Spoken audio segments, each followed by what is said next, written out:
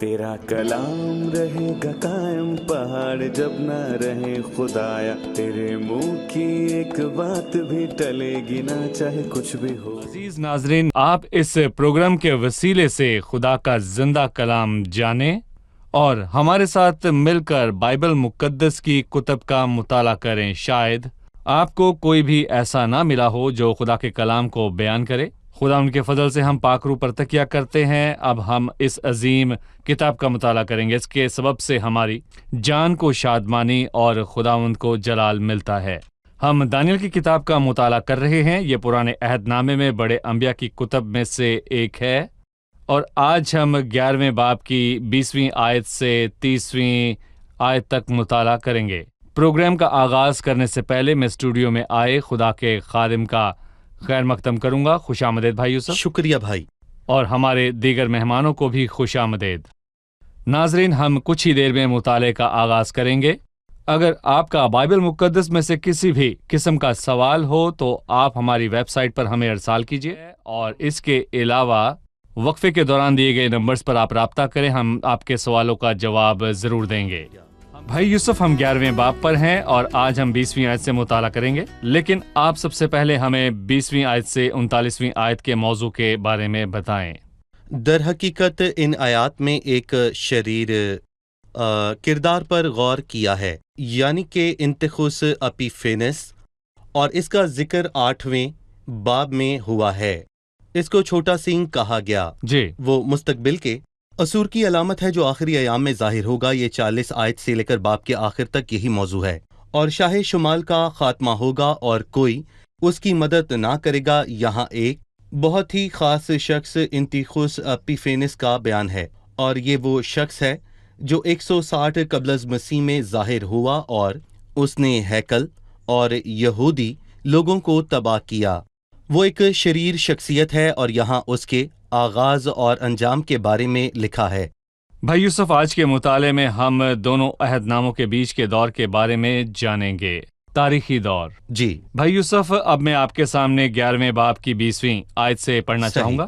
اور اس کی جگہ ایک اور برپا ہوگا جو اس خوبصورت میں خراج گیر کو بھیجے گا، لیکن وہ چند روز میں بے قہر و جنگ ہی ہلاک ہو جائے گا۔ پھر اس کی جگہ ایک پاجی برپا ہوگا جو سلطنت کی عزت کا حقدار نہ ہوگا، لیکن وہ نگہبان آئے گا اور چاپلوسی کر کے مملکت پر قابض ہو جائے گا، اور وہ سیلاب افواج کو اپنے سامنے رگے دے گا اور شکست دے گا، اور امیر عہد کو بھی نہ چھوڑے گا۔ اور جب اس کے ساتھ عہد و پیمان ہو جائے گا تو دغا بازی کرے گا، کیونکہ وہ بڑھے گا اور قلیل جماعت کی مدد سے اقتدار حاصل کرے گا۔ وہ ایام امن میں ملک کے زرخیز مقامات میں داخل ہوگا، اور جو کچھ اس کے باپ دادا اور ان کے آباء و اجداد سے نہ ہوا تھا کر دکھائے گا۔ وہ غنیمت اور لوٹ اور مال ان میں تقسیم کرے گا، اور کچھ عرصے تک مضبوط قلعوں کے خلاف منصوبے باندھے گا۔ وہ اپنے زور اور دل کو ابھارے گا کہ بڑی فوج کے ساتھ شاہ جنوب پر حملہ کرے، اور شاہ جنوب نہایت بڑا اور زبردست لشکر لے کر اس کے مقابلے کو نکلے گا، پر وہ نہ ٹھہرے گا کیونکہ وہ اس کے خلاف منصوبے باندھیں گے، بلکہ جو اس کا دیا کھاتے ہیں وہی اسے شکست دیں گے، اور اس کی فوج پراگندہ ہوگی اور بہت سے قتل ہوں گے۔ اور ان دونوں بادشاہوں کے دل شرارت کی طرف مائل ہوں گے۔ وہ ایک ہی دسترخوان پر بیٹھ کر جھوٹ بولیں گے، پر کامیابی نہ ہوگی، کیونکہ خاتمہ مقررہ وقت پر ہوگا۔ تب وہ بہت سی غنیمت لے کر اپنے ملک کو واپس جائے گا، اور اس کا دل عہد مقدس کے خلاف ہوگا، اور وہ اپنی مرضی پوری کر کے اپنے ملک کو واپس جائے گا۔ اس تاریخی تفصیل کو سمجھنے کے لیے ہمیں ہر آیت کو سمجھنے کی ضرورت ہے۔ جی بھائی یوسف۔ 21ویں آیت سے انتخوس اپیفینس کے بارے میں بات شروع ہوگی، اور پچھلی آیت میں اس کے ظہور کا تعارف ہوا ہے، اور اس موضوع کو سمجھنے کے لیے 17ویں آیت میں ہم شاہ شمال کے بارے میں پڑھتے ہیں کہ وہ یہ ارادہ کرے گا کہ اپنی مملکت کی تمام شوکت کے ساتھ اس میں داخل ہو، اور صادق اس کے ساتھ ہوں گے۔ وہ کامیاب ہوگا، اور وہ اسے جوان کواری دے گا کہ اس کی بربادی کا باعث ہو۔ اور یہاں پر کولوپترا کی بات ہوئی۔ وہ بطالموس کی بیوی بنی تاکہ وہ اپنے باپ کی خاطر اپنے شوہر کی جاسوسی کرے، تاکہ اس کے والد کو جنگ میں فتح ملے، لیکن دراصل وہ اپنے شوہر کے ساتھ وفادار رہی، اور یہ بہت اچھی بات ہے۔ اور اس طرح اس کے باپ کا منصوبہ ناکام ہوا، اور اس کو اس سے کچھ فائدہ نہ ہوگا، اور اس کے نتیجے میں اس نے اپنا رخ بحری ملک کی طرف کیا تاکہ یونان کو فتح کرے، اور اس میں وہ بری طرح ناکام ہوا اور قتل ہوا۔ کسی نے اس کا ساتھ نہ دیا۔ جنگ کے نتیجے میں شکست ہوئی اور خراج گیر ان کے پاس بھیجے گئے تاکہ ان لوگوں سے محصول اکٹھا کریں۔ پر میں کہوں گا کہ یہاں لکھا ہے لیکن وہ چند روز میں بے قہر و جنگ ہی ہلاک ہو جائے گا۔ لوگ محصول نہیں دے سکتے تھے، انہوں نے اس کو زہر دے دیا، اور اس نے پہلے بادشاہ کی غلطی کی قیمت کو ادا کیا، اور اس نے لوگوں پہ بیجا محصول اور ٹیکس وصول کیے۔ اس کے مرنے کے بعد اس کی جگہ انتخوس چہارم ایپیفینس نے آ کر لی۔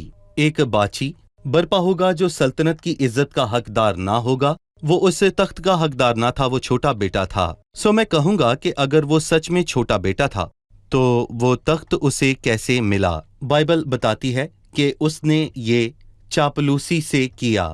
دھوکے اور چاپلوسی سے وہ یہ تخت حاصل کرنے میں کامیاب ہوا، اور بائبل مقدس میں لکھا ہے کہ وہ کیسے برپا ہوا، اور اس نے یہودیوں سے سخت عداوت رکھی۔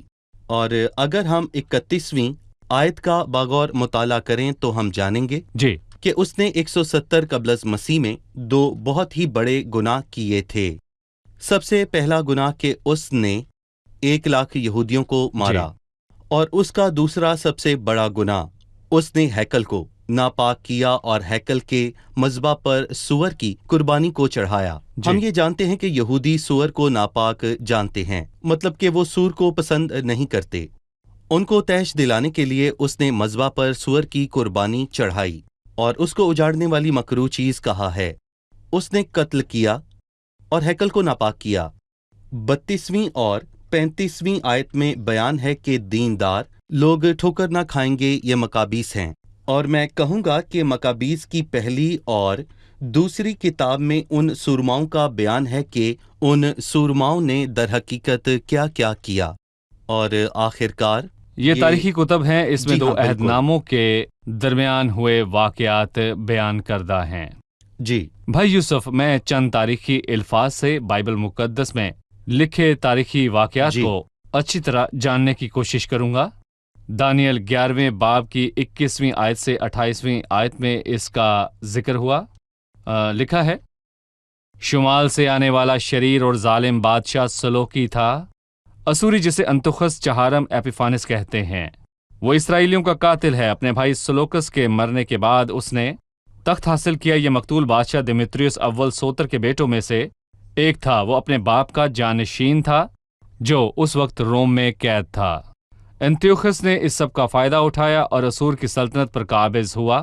انتیوخس کے لشکر نے مصر کے سلاب افواج کو اپنے سامنے رگیدا اور شکست دی، اور اسرائیل کے عہد سردار اونیاسوم کا بھائی منالاؤس دماغی مریض تھا۔ اس کے بھائی 171 سال قبل از مسیح میں انتیوخس کے کہنے پر اس کو قتل کیا۔ انتیوخس نے مصر کی تخت کی لڑائی کا فائدہ اٹھایا اور بیت الموس چہارم کے ساتھ اتحاد کیا اور بیت الموس ہشتم کے خلاف کامیاب ہوا۔ بیت الموس ہشتم کا نام ایوگتس دوم بھی تھا۔ یہ دانیل 11ویں باب کی 7ویں آیت میں موجود بادشاہ سے مختلف ہے۔ اس اتحاد کی بدولت مصر میں انتیوخس بادشاہ اثر و رسوخ قائم ہوا۔ اس نے چھوٹے سے لشکر کی مدد سے منفیس اور اسکندریہ تک مصر کے کئی علاقوں کو فتح کیا۔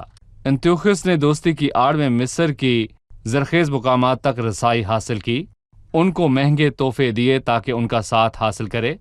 یہ تحفے جنگ میں سے ملنے والا مال غنیمت اور لوٹ کا حصہ تھے۔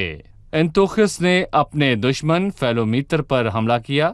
فیلومیتر نے اپنے وفادار لوگوں کے دھوکے کی وجہ سے شکست کھائی۔ انتیوخس نے اس کو اسیر کیا۔ انتیوخس نے یہ ظاہر کیا کہ مصر کی سلطنت کے لیے بیت الموس کی مدد کر رہا ہے۔ دونوں بادشاہوں نے جھوٹ بولا۔ انتیوخس نے فیلومیتر کو منفیس کا بادشاہ بنایا، جبکہ یورگستس نے اسکندریہ پر حکمرانی کی۔ تاریخ بتاتی ہے کہ اسور کے بادشاہ کو مایوسی ہوئی کیونکہ مصر کے دونوں بادشاہوں نے اتحاد قائم کرنے پر اتفاق کیا۔ آپ اس پر کیا کہیں گے؟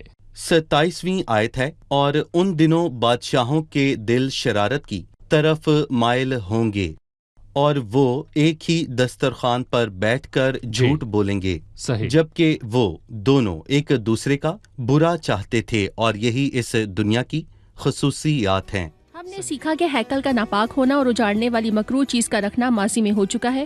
مستقبل میں آنے والی مصیبت کا کیا ثبوت ہے؟ ٹھیک ہے بھائی یوسف، آپ نے کہا کہ انتیوخس ایپیفینس نے ہیکل کو ناپاک کیا اور پاک ترین مقام پر سور کی قربانی چڑھائی۔ یہ خدا کا گھر تھی۔ کلیسیا کے آسمان پر جانے اور جھوٹے نبی اور حیوان کے حوالے سے مصیبت کے آنے کا کیا ثبوت ہے؟ اس کا ثبوت متی کے 24ویں باب میں ہے۔ مسیح انتخس بادشاہ کے 200 سال بعد آیا، اور مسیح نے اس کا ذکر متی کے 24ویں باب کی 15ویں آیت میں کیا۔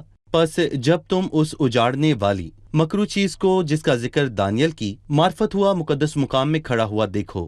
مسیح نے 200 سال پہلے ہونے والی نہیں بلکہ مستقبل کی باتوں کو بیان کیا، اور دانیل کی کتاب میں اجاڑنے والی مکروہ چیز کا ذکر 4 مرتبہ ہوا ہے، صحیح، اور پھر 8ویں، 9ویں، 11ویں اور 12ویں باب میں صحیح، اس کا ذکر ہوا ہے، اور 8ویں اور 11ویں باب میں 2 مرتبہ۔ اس کا تعلق ماضی میں انتخس بادشاہ کے ایام سے ہے۔ انتخس کے ایام میں 8ویں باب کی 13ویں آیت میں لکھا ہے، تب میں نے ایک قدوسی کو کلام کرتے سنا، اور دوسرے قدوسی نے اسی کو جو کلام کرتا تھا پوچھا کہ دائمی قربانی اور ویران کرنے والی خطا کاری کی رویا کب تک رہے گی؟ یہ انتخس بادشاہ کے ایام میں ہوئے کام کے متعلق ہے۔ 11ویں باب کی 31ویں آیت میں بھی انتخس بادشاہ کے ایام میں ہونے والے واقعات کے بارے میں لکھا ہے، جبکہ 9ویں باب میں اجاڑنے والی مکروہ چیز وہ ہے جو 70 ہفتوں میں ظاہر ہوگی، پر اب تک یہ ہفتہ نہیں آیا، اور یہ 9ویں باب کی 27ویں آیت میں کلیسیا کے آسمان پر جانے کے بعد آئے گا، اور 12ویں باب کی 11ویں آیت میں بھی اجاڑنے والی مکروہ چیز کا بیان ہے۔ یہ کلیسیا کے آسمان پر جانے کے بعد ظاہر ہوگی۔ دیکھیں، ماضی ہمارے مستقبل کا آئینہ ہے، اور ماضی میں ہونے والی تمام چیزیں مستقبل میں دہرائی جائیں گی۔ اس وضاحت کے لیے شکریہ۔ میں 32ویں آیت کی طرف بڑھوں گا، اور وہ عہد مقدس کے خلاف شرارت کرنے والوں کو خوشامد کر کے برگشتہ کرے گا، لیکن اپنے خدا کو پہچاننے والے تقویت پا کر کچھ کر دکھائیں گے۔ بھائی یوسف، اس پر اپنی رائے دیجیے۔ شرارت کرنے والے اور خدا کو پہچاننے والے۔ ہمیشہ کوئی دھوکہ دینے والا ہوتا ہے۔ مسیح کے ایام میں مسیح کے 12 شاگرد تھے، لیکن 11 وفادار تھے، پر ان میں سے یہودا غدار تھا، اور انتخس کے ایام میں بھی ایسے خدا اور مالک سے غداری کرنے والے لوگ موجود تھے، اور وہ عہد مقدس کے خلاف شرارت کرنے والوں کو خوشامد کر کے برگشتہ کرے گا، اور میں کہوں گا کہ وہ اپنے نفع کے لیے خداوند کو دھوکہ دیتے ہیں، لیکن اپنے خدا کو پہچاننے والے تقویت پا کر کچھ کر دکھائیں گے۔ اور میں کہوں گا کہ اس نے 33ویں آیت میں ان لوگوں کو اہل دانش کہا، جی، اور میں کہنا چاہوں گا جو خدا سے وفادار ہیں وہ اس کو پہچانتے ہیں، وہ اہل دانش ہیں، اور جو نہیں کرتے وہ غدار ہیں۔ بہت شکریہ بھائی یوسف۔ اب میں آپ کے سامنے 36ویں آیت سے پڑھنا چاہوں گا۔ اور بادشاہ اپنی مرضی کے مطابق چلے گا اور تکبر کرے گا اور سب معبودوں سے بڑا بنے گا، اور الہو کے الہ کے خلاف بہت سی حیرت انگیز باتیں کہے گا، اور اقبال مند ہوگا یہاں تک کہ قہر کی تسکین ہو جائے گی، کیونکہ جو کچھ مقرر ہو چکا ہے واقع ہوگا۔ وہ اپنے باپ دادا کے معبودوں کی پرواہ نہ کرے گا، اور نہ عورتوں کی مرغوبہ کو، اور نہ کسی اور معبود کو مانے گا، بلکہ اپنے آپ ہی کو سب سے بالا جانے گا، اور اپنے مکان پر معبود حصار کی تعظیم کرے گا، اور جس معبود کو اس کے باپ دادا نہ جانتے تھے سونا اور چاندی اور قیمتی پتھر اور نفیس ہدیے دے کر اس کی تکریم کرے گا۔ وہ بیگانہ معبود کی مدد سے محکم قلعوں پر حملہ کرے گا، جو اس کو قبول کریں گے ان کو بڑی عزت بخشے گا، اور بہتوں پر حکم بنائے گا، اور رشوت میں ملک کو تقسیم کرے گا۔ جی، کون سا بادشاہ اپنی مرضی کے مطابق چلے گا، یہ بتائیے۔ غور کریں کہ یہ پچھلی آیت میں لکھا ہے کہ یہ مقررہ وقت تک ملتوی ہے، اور اس نے ایک بڑا فیصلہ کیا انتخس کے ایام سے مخالف مسیح تک، جو کہ میں کہوں گا کہ ایک جھوٹا نبی ہے، اور یہاں پر اس کو بادشاہ کہا گیا۔ 35ویں اور 36ویں آیت میں بڑا تاریخی فاصلہ ہے۔ یہ 2300 سال کا فاصلہ ہے، 2300 سال کا فاصلہ اب تک، آج تک۔ کلیسیا کے آسمان پر جانے کے بعد یہ کردار ظاہر ہوگا اور یہ تاریخ کا شریر ترین کردار ہے اور بائبل میں لکھا ہے کہ بادشاہ اپنی مرضی کے مطابق چلے گا صحیح. اور تکبر کرے گا اور معبودوں سے بڑا بنے گا. جبکہ مسیح آسمان سے آیا تو اس نے کہا میری مرضی نہیں بلکہ تیری مرضی پوری ہو.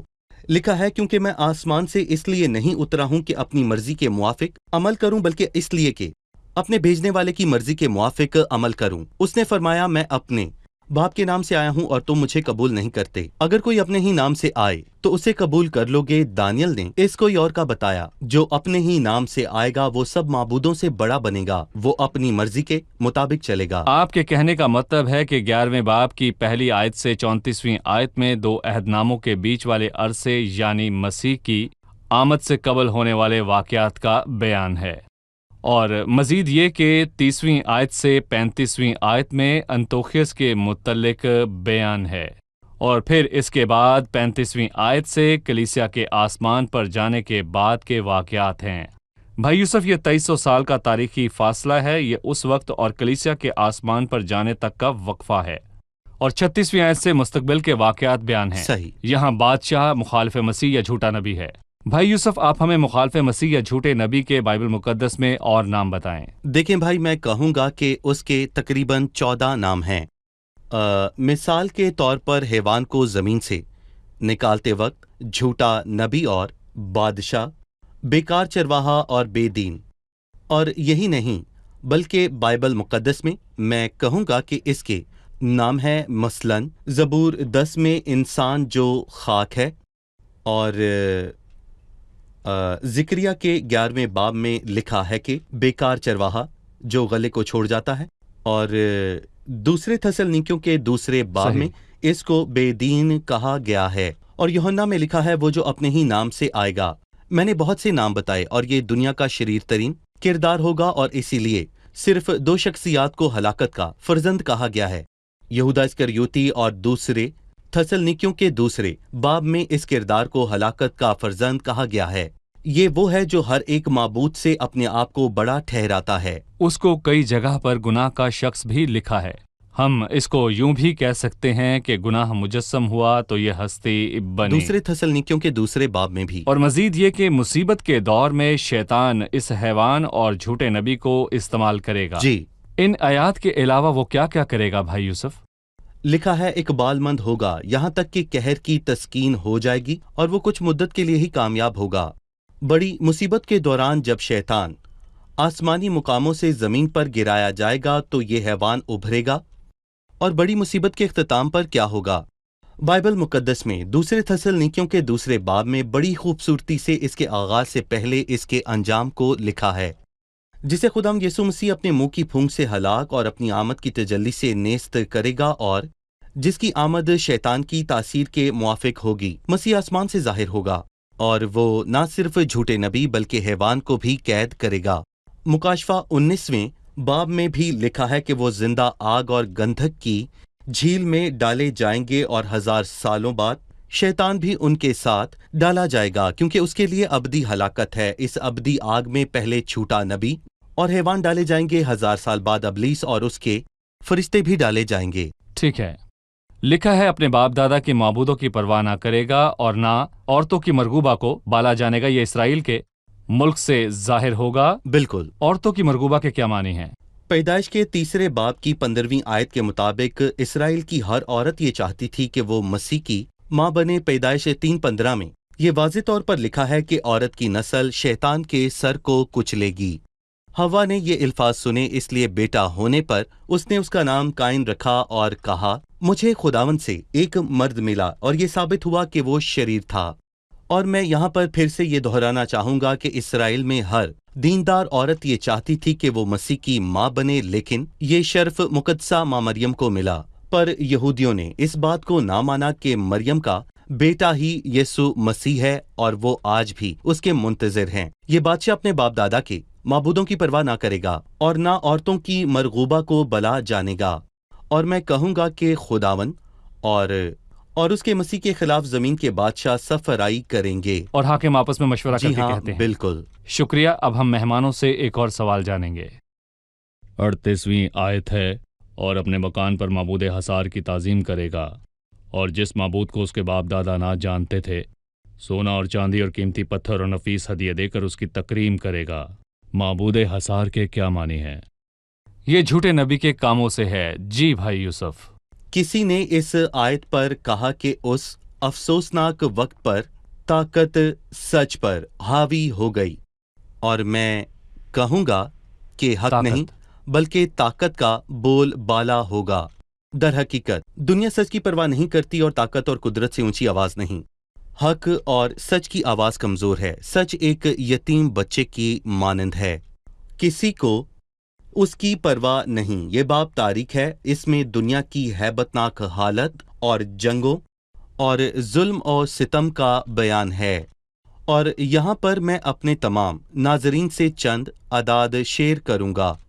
یہاں پر میں بتانا چاہوں گا کہ ہر ایک منٹ میں آج کی دنیا ہتھیاروں پر $20 لاکھ خرچ کرتی ہے۔ بھائی آپ کس حوالے سے پڑھ رہے ہیں؟ یہ شیطان کی کتاب ہے بھائی یوسف ریاض۔ اور میں کہوں گا کہ دوسری چیز، خلیجی جنگ میں عراق کو $2 بلین کا نقصان اٹھانا پڑا، اور یہی نہیں بلکہ 1984 اور 1985 میں بھوک سے مرنے والے لوگوں کی تعداد پہلی اور دوسری جنگ عظیم کی تمام اموات سے بہت زیادہ ہیں۔ ایک محتاط اندازے کے مطابق اگر ہم ہتھیاروں پر خرچ کیے گئے پیسے کا اگر 10واں حصہ بھی انسانوں پر لگائیں تو کوئی بھوکا نہیں مرے گا، اس سے سب کو کھانا مل سکتا ہے۔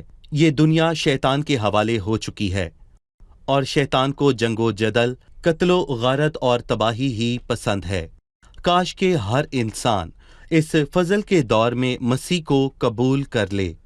مسیح آپ کا انتظار کر رہا ہے۔ میں چاہتا ہوں کہ سب توبہ کریں اور مسیح کو قبول کر لیں، کہیں دیر نہ ہو جائے۔ اس وضاحت کے لیے شکریہ بھائی یوسف۔ اب ہم مہمانوں سے ان کی رائے جانیں گے۔ آج کی قسط میں ہم نے 21 تا 34 آیات میں سے ایک نمایاں رہنما کے متعلق پڑھا۔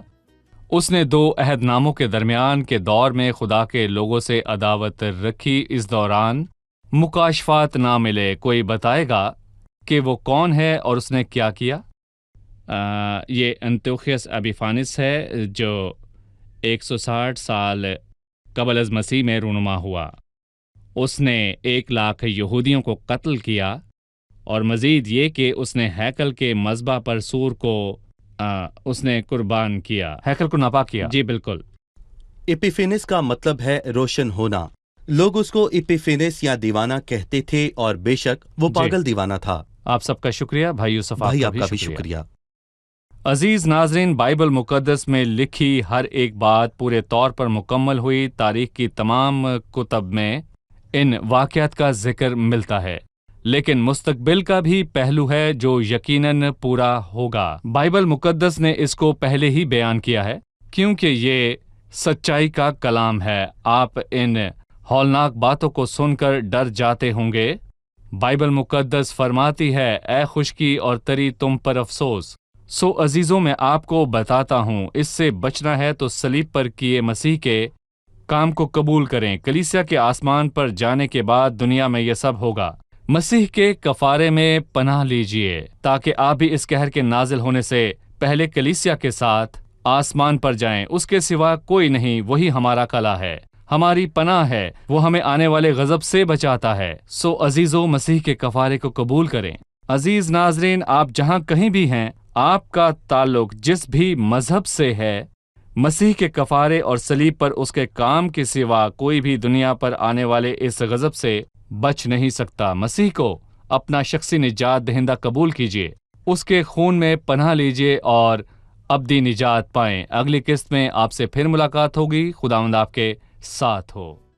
تیرا کلام رہے گا قائم، پہاڑ جب نہ رہے خدایا، تیرے منہ کی ایک بات بھی ٹلے گی نہ، چاہے کچھ بھی ہو۔